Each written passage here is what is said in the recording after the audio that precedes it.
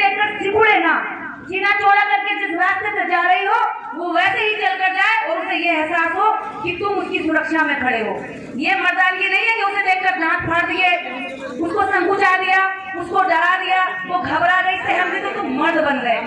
ये अगर किसी ने बताई है तो तुम्हारी परवरिश और तुम्हारी परिभाषा दोनों गलत हुई।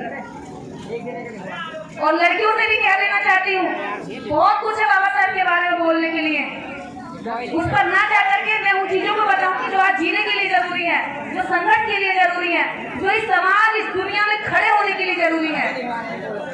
आप यदि चल रही हैं और आप यदि सही रास्ते पर चल रही हैं, दुनिया की किसी ताकत से मत डरिए। बाबा साहब के विचार आपको हर कदम शक्ति देंगे।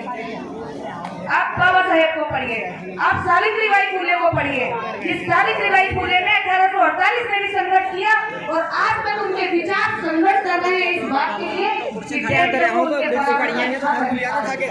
मंच बाबा साहेब के नाम से सजा है, लेकिन एक महिला को बिठाने की हिम्मत नहीं है या किसी महिला में बैठने की हिम्मत नहीं है। मुझे नहीं पता क्या है ये कि इन्होंने बिठाया नहीं या कोई बैठी नहीं। बाबा साहब की विचारधारा पर आप लोग नहीं चल रहे हैं। आप कुछ भी करिए दिखावे के लिए, खूब हाय हल्ला कर लीजिए, लेकिन जब अगर 20 पुरुष बैठे और 10 महिलाएं उनके बीच में ना हो तो ये महिलाओं के साथ बेईमानी है, आपके खिलाफ हक मानी है। ये केवल भीड़ नहीं है, इनकी मंच पर भी भागीदारी होनी चाहिए। पुरुषों के बीच में बैठना सीखिए, अपनी जगह बनानी सीखिए। कोई इतना सा चिपकता तो गोली मारकर पीछे करिए, जगह बनाइए अपने लिए। कब तक डरती रहोगी और कितना डरती रहोगी? रेल में, ट्रेन में, बस में, गाड़ी में, टेम्पू में, जहाँ जहाँ आपके साथ कोई आपको दबाने की कोशिश करे, जोड़े होकर बैठ जाओ। या तो वो उतर जाएगा या बदतमीजी नहीं करेगा, वो सिकुड़ कर बैठ जाएगा। इन बेटियों से कहना चाहती हूँ, स्कूल कॉलेज जाते हो तो मैं हर दिन ये सामना करना पड़ता होगा, गांव गली मोहल्ले हर जगह सामना करना पड़ता होगा। ये बात गांठ मान लीजिए। अगर जयंती में आज बैठी है बाबा साहब की, तो ये बात आज से ही सीख कर जाइए कि किसी से डरना नहीं है। अगर डरना है तो गलत काम करते हुए, अगर डरना है तो माँ बाप का विश्वास तोड़ते हुए। इन दो बातों में डरना, बाकी पढ़ते लिखते आगे बढ़ते किसी से नहीं।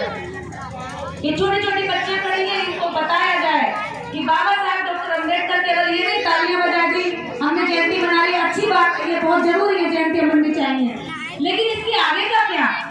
सो जाएंगे घर जाकर, फिर वही करेंगे जो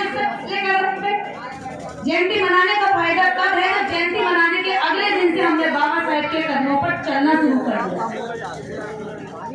क्या सारे लोग ऐसा करने के लिए तैयार हैं?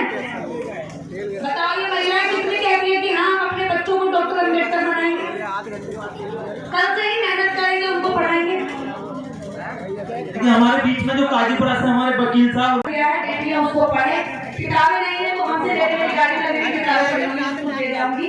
हमेशा गाड़ी में किताबें रखती हूँ, 100-150 किताबें हमेशा रहती है कि बच्चियों के पास कुछ हो पढ़ने के लिए, जिससे कि मेरे जाने के बाद ही कुछ सीख सके। तो ऐसी लड़कियां बेटियां जो पढ़ना चाहती हैं वो किताबें ले लेना। और यहाँ से भी मैं कहना चाहूंगी युवाओं से, खासकर पुरुषों से, कि महिलाओं को बराबर में खड़े करके उन्हें सम्मान दीजिए। बाबा साहब ने भी कहा है, किसी भी समाज, देश, परिवार की तरक्की जब तक सफल नहीं हो सकती, जब तक पूरी नहीं हो सकती, जब तक उसकी महिला साथ में नहीं चले। उन लोगों ने ये बात समझ ली और अपनी महिलाएं उनकी आज हवाई जहाज उड़ा रही है और हमारी महिलाएं आज ही सर पे गोबर लेके यही गाँव में घूम रही है। तो ये उन्होंने सीखा है और ये हमने उनकी बातें छोड़ दी तो आज हम यही तक पड़े। शक्ति संचालन आपके पास नहीं है। ये समाज इतना गर्व करता है बाबा साहब की जयंती मनाने में। ये समाज ये बता दे कि ये बीड़ी पीता है, इतने लोग यहाँ पर बीड़ी पीते हैं, कोई एक आदमी बता दे कि मैं बीड़ी की फैक्ट्री का मालिक हूँ, है क्या कोई मालिक? आप इस देश के अंदर सिर्फ और सिर्फ वोटर हैं या खरीदार है, आप किसी भी चीज के मालिक नहीं है। और ऐसे ही भीड़ बनकर दूसरों के सामान खरीदते जाओगे, दूसरों के लिए प्रोडक्ट खरीद कर उसको पैसे जरूर दे सकते हो, अमीर बना सकते हो, मालिक नहीं बन सकते जब तक बाबा साहब की कही हुई बातें आप लोग जीवन में नहीं उतारो। सारे लोग आज गांठ बांध ले कि नशा नहीं करना, गांव गांव में नशा हो चुका है, खोखला हो चुका है समाज। पूरे गांव गांव में गली गली मोहल्ले में यह दारू दिखती है, हर गांव के बाहर ठेके खुलवा दिए हैं। किसी परिवार को, किसी समाज को अगर बर्बाद करना हो तो उसे दारू दे दो, गोली बंदूक से उसे मारने की कोई जरूरत ही नहीं है, वो खुद पी के मर जाएगा। तो आप लोगों को ऐसे ही मारा जा रहा है। मेरे भाइयों, मेरे पिता तुल्य बुजुर्गों, ये बात समझो, अपने बच्चों को नशे से बचाओ कि आने वाली पीढ़ी वक्त से पहले इसको सुधार लो, नहीं तो खोखला हो जाएगी और हम लोग सब बर्बादी की तरफ जा रहे हैं। बाबा साहब की जयंती पर यही संदेश है, नशा छोड़ दें, बच्चों को पढ़ाएं, महिलाओं को बराबरी दें और बाबा साहब की कई सारी बातों को माने और उन पर अमल करें। इसी के साथ जय भीम, जय भारत, आप सबका मंगल हो और पूज्य बंदे जी को